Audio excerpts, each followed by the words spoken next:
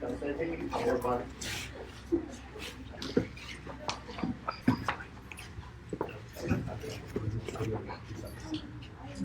Well, what side? Okay, everybody, welcome. Thanks for coming this morning. And, this is going to be a great press conference because usually when I get up in front of you, I'm talking about a homicide or I'm talking about something really bad happening. Well, now, as you know, a year ago, we got some bloodhounds and yesterday they paid off with dividends. So we had a missing young boy, special needs boy who went off into the woods and got lost, and 2.5 hours later, our canine went out and recovered him. So right now, we're gonna have Adrian come up here. And he's no worse for wear other than a couple of scratches and maybe a couple of bug bites.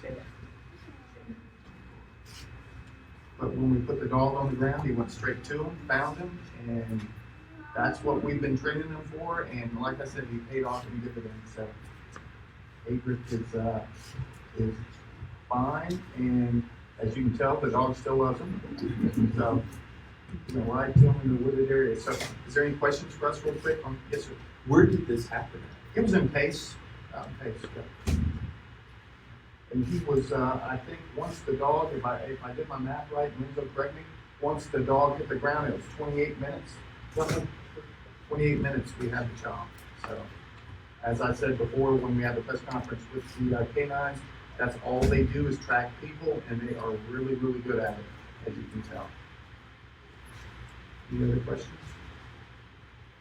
Yeah. Can you tell us anything just a little bit more about the events surrounding the search? What time you guys are going in? And actually, I think it would be best if Mom comes up here for a second and tells you about how he walked off and he doesn't look like the type of kid that could get away, does he? Yeah, so I got a phone call at work at about 11 o'clock.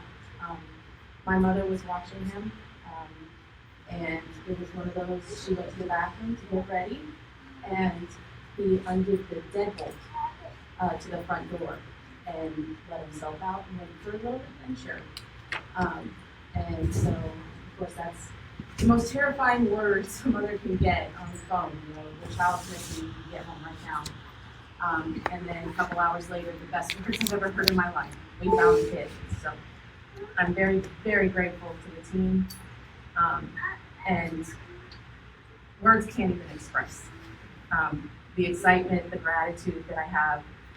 Also, the people in my neighborhood, everybody went out. They were looking, they were searching, they were calling other houses. They were looking in their own pools. So I'm grateful for everyone. And so you got the call around 11 and he wandered back into the woods? Yes, we live in a pretty fairly wooded neighborhood. So it was actually the neighbor who lives across the street. It was the woods behind her house that he was found. Was he underneath anything or was he kind of, out the open? Just in briars and mud. It was just a real thick wooded area. It was just mud and briars and just nasty woods. They needed a machete to get to him, so it's pretty thick. And ma'am, how do you say your first and last name again?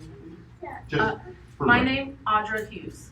And then what's your son's name? Adric. How do you spell that? Aedric. And how far was he from home exactly? Like I said, it was like right across the street, neighbor's backyard. They said it was about, 150 yards? Close to 200 yards. Once we actually got on track, we tracked for about 200 yards. And it took you, about 30 minutes once you guys were tracking? Once we established track, it would have gone a little faster. It was just so thick you couldn't hardly move from it. Did the dogs get through and you guys had to kind of catch up? Pretty much, yes, sir. Yeah.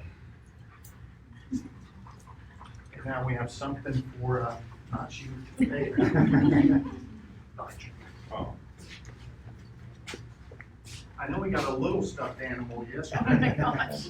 Look at that. Look at that, buddy. Yeah. So this is a little bigger than the one yesterday. Yeah. It's all yours. Oh, yeah. You say thank you. You're welcome. Thank you. Sit him down in the chair. All right.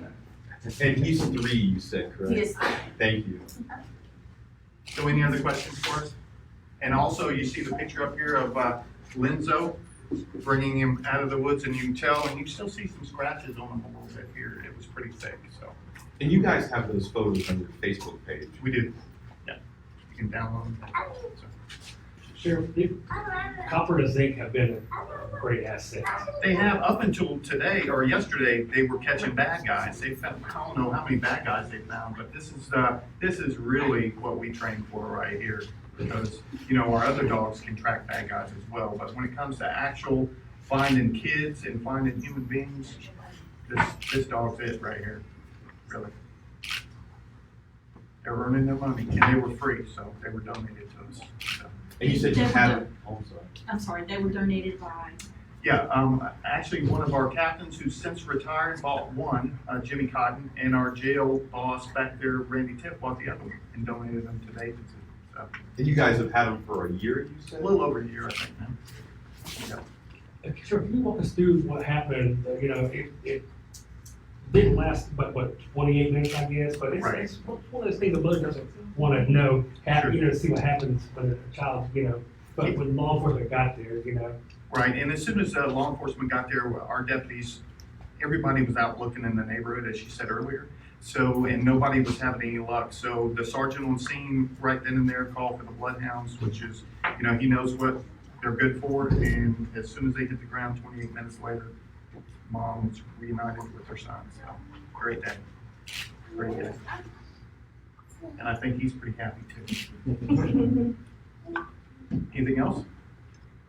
All right, thank you all for coming, and you can stay and get as many pictures, and also those pictures are downloadable off our Facebook page. Thank you, sir. Thank you all for coming.